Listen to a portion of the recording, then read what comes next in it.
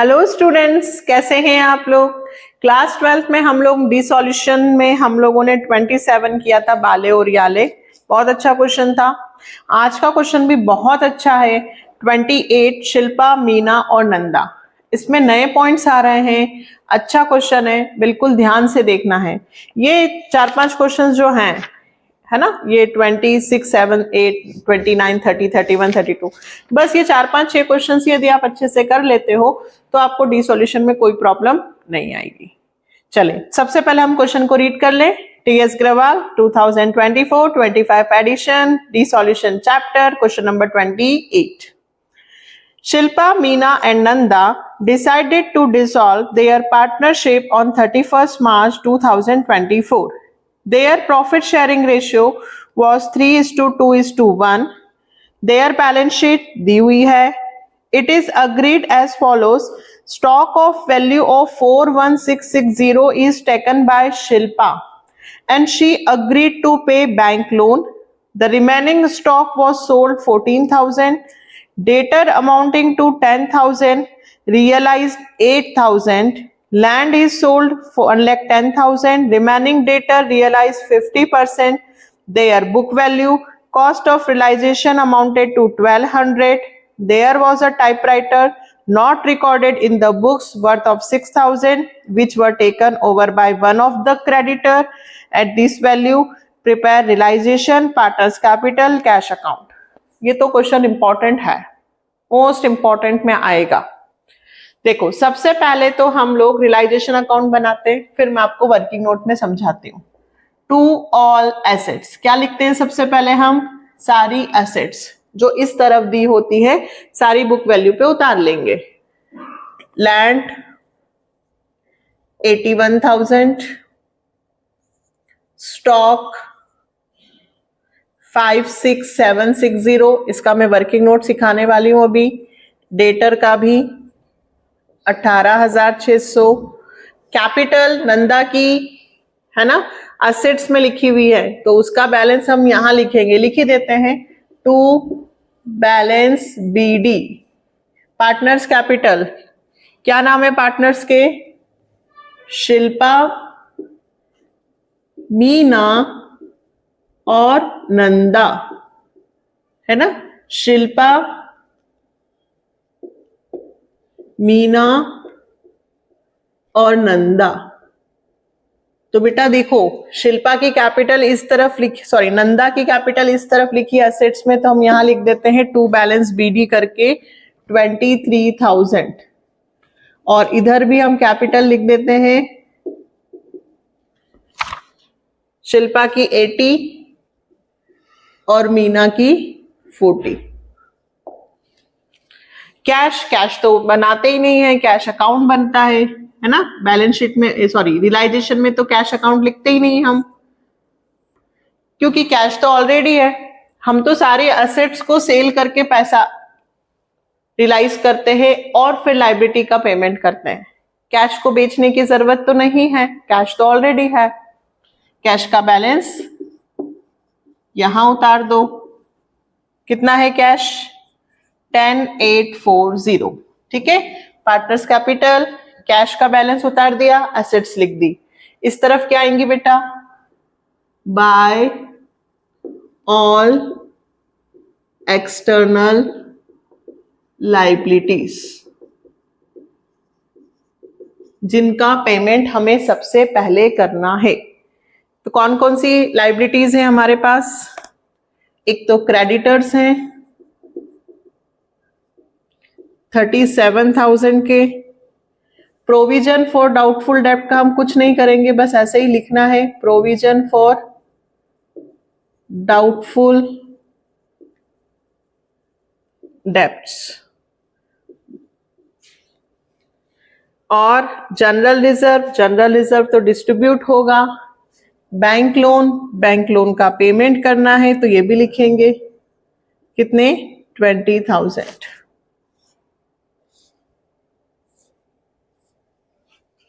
Bank loan. ठीक है। अब देखो, सबसे पहले हम इधर की बात करते हैं। फर्स्ट पॉइंट लिखा है स्टॉक ऑफ वैल्यू, यहां देखना वर्किंग नोट में। आपके पास स्टॉक कितने का है बेटा? 56760, ठीक है, ये आपके पास स्टॉक है 56,760। इसमें से जिसकी वैल्यू 41660 है, उतना स्टॉक शिल्पा ने 35,000 रुपए में ले लिया। तो ये स्टॉक की वैल्यू थी, पर शिल्पा ने उसको 35,000 में लिया है, तो हमें इस वैल्यू से मतलब है। और इसमें से यदि मैं इसे माइनस करूं 56,760 में से यदि मैं 41660 को माइनस करूं तो 15,100 का स्टॉक अभी भी हमारे पास रिमेनिंग बचा हुआ है। ये बात समझ में आई? 56760 में से 41660 का शिल्पा ने 35 में लिया, और इसमें से इसको जब मैं माइनस करती हूं तो रिमेनिंग जो है 15,100 का स्टॉक, वो हमने बेच दिया 14,000 में। कितने में सेल किया? 14,000 में। तो हमें इन दोनों वैल्यू से मतलब नहीं है, हमें इनकी रियलाइज्ड वैल्यू से मतलब है। तो शिल्पा ने by Shilpa's capital account stock ले लिया है। कितने में लिया? 35,000, ये लिखेंगे। और हमने कितने में सेल किया? 14,000 में, वो बाय कैश करके लिखेंगे। स्टॉक से कितने मिल रहे हैं? 14,000। बात समझ में आई बेटा? ये इनकी रियलाइज्ड वैल्यू लिखनी है। फिर देखो आगे, शी अग्रीड टू पे बैंक लोन। शिल्पा स्टॉक भी ले रही है और शिल्पा बैंक लोन का पेमेंट भी कर रही है। तो बैंक लोन इस तरफ लिखा है, शिल्पा पेमेंट करेगी, तो टू साइड में लिखूंगी टू शिल्पास कैपिटल अकाउंट। किसका लोन पेमेंट कर रही है? ये बैंक का लोन। बैंक का लोन कितने का है? 20,000, पूरा पेमेंट कर दिया। ठीक है, फिर आगे बढ़ो। एंड डेटर अमाउंटिंग टू 10,000, फिर से देखना वर्किंग नोट में हमारे पास डेटर्स हैं। डेटर्स हैं 18,600 के। कितने के बेटा? 18,600 के। इसमें से 10,000 के डेटर्स, इसमें से 10,000 के डेटर्स अलग कर दो। बचे कितने के? 18,600 में से 10,000 के डेटर्स अलग हो गए, तो रिमेनिंग बचे 8,600 के। जो 10,000 के डेटर्स जिनसे मुझे 10,000 रुपए लेने थे, उनसे मुझे केवल 8,000 रुपए ही रियलाइज्ड हुए। तो मैं यहां डेटर्स में कितने लिखूंगी? 8,000। और जो बचे हुए थे 8,600 के, उनसे मुझे 50% रियलाइज्ड हुआ, तो इनसे मुझे सिर्फ 50% रियलाइज्ड हुआ। मेरे रिमेनिंग डेटर्स हैं 8,600 के, जिनसे मुझे 50% ही पैसा रिसीव्ड हुआ। तो 8,600 का कितना हुआ? 50%, 4,300। तो 4,300 और डेटर से लिख दो। दोनों को प्लस करके भी लिख सकते हो, अलग भी। फिर से समझाओ, चलो। टोटल डेटर्स कितने के थे? 18,600। इसमें से जिनकी वैल्यू 10,000 थी, है ना, देखो लाइन को ध्यान से पढ़ना। Debtor amounting to 10,000 realised 8,000। जिनकी वैल्यू 10,000 थी, उनसे मुझे 8,000 मिले। जो बचे हुए थे, तो 18,600 में से 10 माइनस किए, तो बचे कितने बेटा? 8,600। इनसे मुझे 50% रियलाइज्ड हुआ। यहां से 8,000 रियलाइज्ड हो गए, यहां से 4,300 रियलाइज्ड हो गए, तो 12,300 रियलाइज्ड हुए डेटर से। ये दोनों पॉइंट बहुत अच्छे थे, ये डेटर का, ये स्टॉक का। फिर लैंड इज सोल्ड, तो लैंड से हमें मिल रहे हैं 1,10,000 और रिमेनिंग डेटर से मिल गए। कॉस्ट ऑफ रियलाइजेशन, तो 2 कैश। अकाउंट डिसोल्यूशन एक्सपेंसेस हुए हैं 1200 रुपए, ठीक है। और सुनिए, हमें क्रेडिटर्स का पेमेंट करना है 37,000। कितना पेमेंट करना है? 37,000। लेकिन इस क्रेडिटर्स में से हमने एक क्रेडिटर्स को 6,000 का टाइपराइटर दे दिया। सुनो, पढ़ो। There was a typewriter not recorded in books worth of 6,000 which were taken over by one of the creditor। हमें टोटल क्रेडिटर का पेमेंट करना है 37,000। उसमें से मैंने एक क्रेडिटर को 6,000 का टाइपराइटर दे दिया जो बुक्स में रिकॉर्ड नहीं था। तो 37,000 में से 6,000 का तो टाइपराइटर चला गया। तो अब मैं कितना पेमेंट करूंगी? 31,000। ठीक है, क्वेश्चन में कुछ छूटा तो नहीं? स्टॉक हो गया, बैंक लोन का पेमेंट हो गया, रिमेनिंग स्टॉक लिख दिया, डेटर्स का लिख दिया पॉइंट मैंने, लैंड लिख दी। ठीक है, अब मैं सबके टोटल करके आंसर्स निकालू। पहले टोटल्स करती हूँ स्टार्टिंग से। 81,000, 56760, 18,600, 1,56,360 और 31,000 प्लस 1,200, 32,200। टोटल करें इधर का 1,56,360। तो ये आया 208560। इधर का टोटल करें 14,000, 8,000, 4,300, 1,10,000, 35,000 और 35,000, 20,000, 1,200 और 37,000। 2 प्रॉफिट हो रहा है इस क्वेश्चन में। हाँ, इस क्वेश्चन में प्रॉफिट हो रहा है। इधर का टोटल आ रहा है 2,29,500, जिसमें से मैं 208560 माइनस करूंगी तो 20,940 इस तरफ कम पड़ रहे हैं बेटा। तो हमारा आया प्रॉफिट।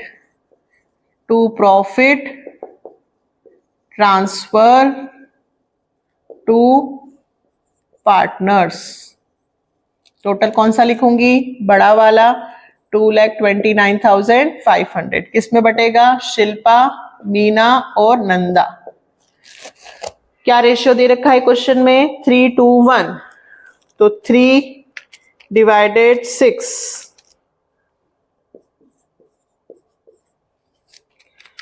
20,940, 2/6, 6,980 और 20,940 डिवाइडेड 3:1 है ना, तो 6, 3,490। इसका टोटल 37,000 प्लस 1,200 प्लस 20,000, 58,200। इसका भी टोटल लिखें। 14,000, 12,300 और 1,10,000, 1,36,300। ठीक है बेटा, इसमें प्रॉफिट आया है ना 20,940। अब क्या बनेगा? Partners capital. बैलेंस तो मैंने उतार दिए हैं। अब यहां से स्टार्ट करती हूँ। देखो ये लिखा है टू शिल्पा। शिल्पा ने बैंक लोन का पेमेंट किया था, तो यहां लिखूंगी बाय रियलाइजेशन अकाउंट। पार्टनर्स के जो भी नाम होंगे तो पार्टनर्स के इसमें जाएंगे। फिर देखो टू प्रॉफिट, तो वापस से लिखूंगी बाय रियलाइजेशन प्रॉफिट। इस बार प्रॉफिट हुआ है 10,470, 6,980 और 3,490।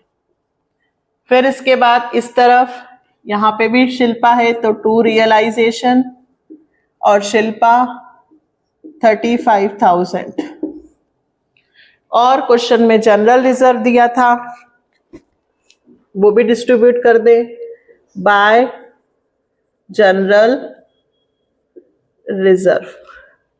कितना है 12,000 इंटू 3/6, 6 2 जा तो 2 3 जा 6, 2 2 जा 4 और 2 1 जा 2।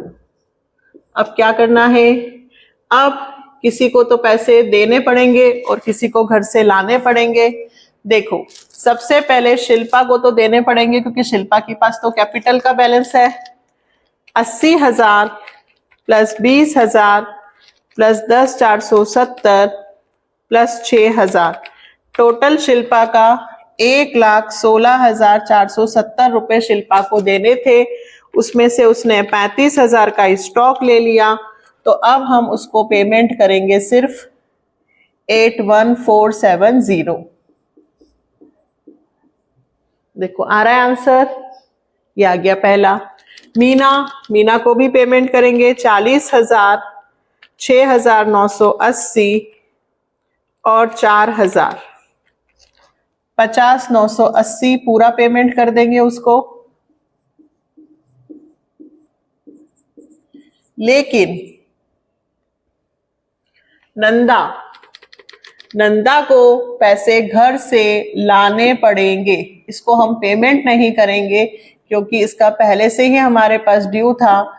23,000 इस तरफ थे, उसमें से 3,490 और 2,000 रुपए जनरल रिजर्व के कट गए, 17,510 नंदा को घर से पैसे लाकर देने होंगे डिसॉल्यूशन के वक्त। इसका हमारे पास ड्यू था पहले से ही, इसकी कैपिटल नहीं थी, डेबिट बैलेंस था। तो नंदा के 23,000 रुपए फर्म नंदा से मांग रही थी, तो 23,000 में से उसके प्रॉफिट के और रिजर्व के पैसे कट गए, तो भी नंदा को घर से 17,510 रुपए लाने होंगे। हम सिर्फ किसको पेमेंट करेंगे, शिल्पा और मीना को, ठीक है, फर्म पे करेगी। लास्ट में हमारा क्वेश्चन सही है या गलत कैसे पता चलता है, कैश अकाउंट, कैश ढूंढो, ये रहा कैश। 2 में लिखा है तो कहां लिखेंगे, बाय में, किस नाम से, बाय रियलाइजेशन। हमेशा ध्यान रखना जिसका अकाउंट बनाते हैं उसका नाम नहीं आता। कैश अकाउंट बना रहे हो, कैश का नाम नहीं आएगा, कैश की प्लेस पर दूसरे का नाम। इधर कैश, ये रहा, बाय में तो 2 में लिखना, टू रियलाइजेशन। फिर कैश ढूंढो, 2 कैश, तो बाय शिल्पास कैपिटल 81,470। फिर बाय मीनास कैपिटल 50,980 और लास्ट बाय कैश है तो 2 नंदास कैपिटल 17,510। अब चेक करके देखते हैं, क्योंकि जितना पैसा आया है उतना ही पेमेंट होगा, तो हो रहा है या नहीं। 10,840, 1,36,300, 17,510, 16,4650 आ गया इस तरफ का। इधर का देखते हैं,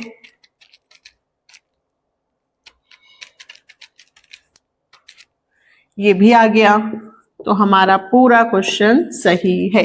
कैश अकाउंट से हमें पता चल जाता है कि यदि 6 मार्क्स का क्वेश्चन आया है तो हमारा करेक्ट है या नहीं। ध्यान रखने वाली बात यह है कि ये जो वर्किंग नोट बनाया है ये भी आपको बनाना है।